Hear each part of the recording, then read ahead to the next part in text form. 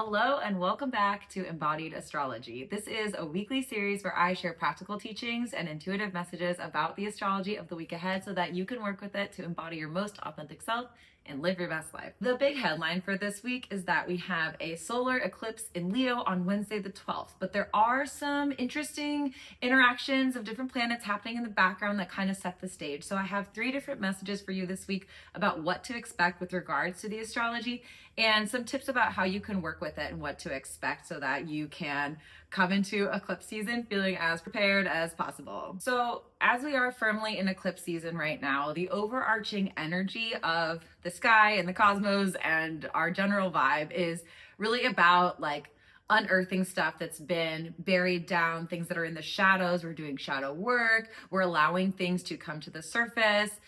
There are timelines accelerating, things happening out of the blue, drastic endings, beginnings.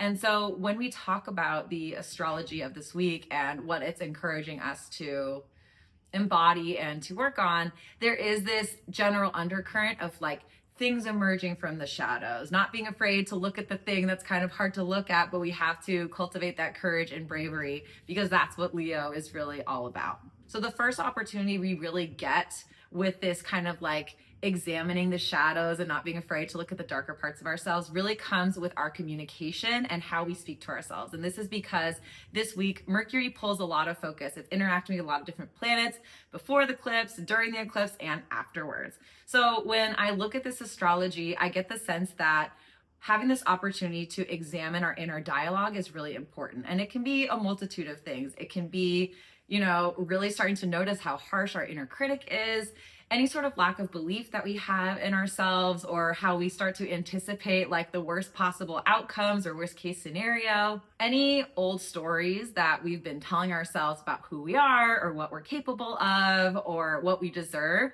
All this stuff is ready to be examined and released and replaced with something that feels a little bit more authentic, a little bit more aligned, a little bit more loving and generous and warm to ourselves.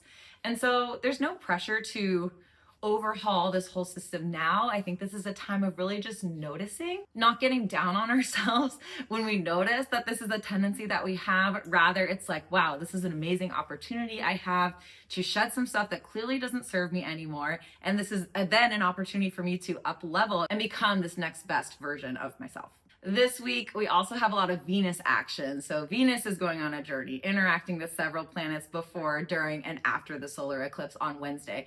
And when we think of Venus, of course, we think about relationships, we think about divine feminine, we think about equality and justice and fairness, but Venus is also about values. And so as you move through the week, you may start to notice that you are questioning, like, what are my values? What is in alignment with my values? How am I spending my time, my energy, my money? Like, who am I surrounding myself with? What goals am I pursuing? And are these things actually in alignment with my values and things that hold true to me?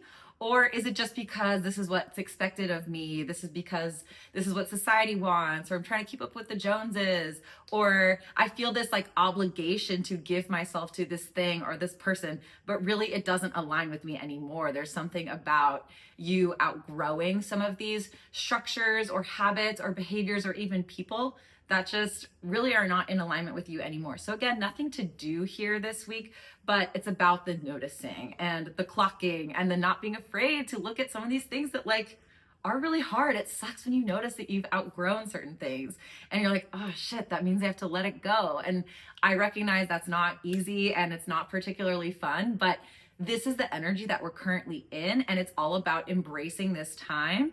And again, tapping into that Leo courage and bravery and like love in yourself and approaching everything from a perspective of generosity, of warmth, of authenticity. And when we look at these shadow sides or we release these things that are no longer serving us and we come from a place of love and authenticity, you really can't do it wrong. Eclipse season is here, which means it is time to put on our big girl pants and face our shadows. Like, this is all about facing our fears, looking at the parts of ourselves that we're like, oh, I don't really love that about her, but like, this is a part of me. It's about embracing that. It's about unpacking that, being like, why am I like this? Where did I pick this up? And this is never fun, but this is the season that we are in. This is what we've signed up for now. And it's the perfect time to really take the time to look at these shadowy parts of ourselves and acknowledge them and sit with them and not feel like we have to change them right away, just to notice that they're there, to make a commitment that we're going to make a conscious effort to evolve from these tendencies that are clearly no longer serving us. And sure, you could like move through this season, you know, these next couple of weeks and just kind of like ignore the signs, ignore the discomfort, just continue to live life as you normally do. But the problem is that when life is trying to teach us lessons and we ignore those lessons, they just keep coming back louder. And I think why this particular eclipse season feels harder than some of the ones in recent memories when I tap into them is because this is all happening in the sign of Leo. And Leo does not love criticism. Like, Leo wants to be loved unconditionally by every single person all the time. Leo wants to be praised for their gifts and talents and never criticized for, you know, their weaknesses or when they mess up or the things that they're kind of overlooking about themselves, right? It's about setting your pride aside and understanding that no, none of us are perfect. We're all human. We all have flaws and things that we're working on, and that's totally okay. So I think with all this happening in Leo, it does make it a little extra hard, a little sensitive, a little tender. As you're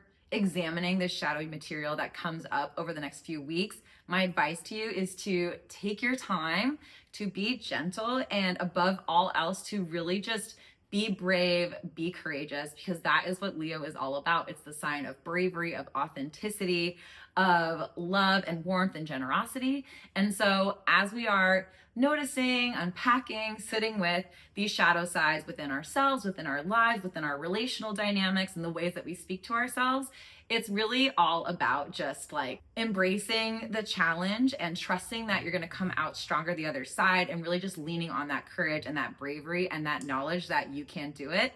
It's probably the most important Leo lesson that we can all be integrating right now. One of the ways that I think we can really start to embody this eclipse energy and work with some of the shadowy material that's coming up right now is by journaling about our stuck emotions. This is a practice that I learned from Nikki Novo, one of my mentors, who is so fabulous. She's amazing. She has this meditation in her Clarity app, which you should all download. You sit with a piece of paper and just kind of ask your body, like, where are there stuck emotions here? Whether it's like, oh, I feel it in my third eye or in my throat, my heart, my, my stomach, whatever it is.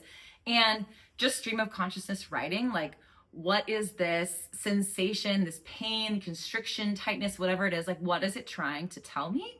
And just letting it all out, like the good, the bad, and the ugly. Just let it all out. Don't judge it. Don't try to water it down. Just like write it all on paper. And if you want to throw it away or burn it afterwards, you totally can. But it's just like, let that purge happen.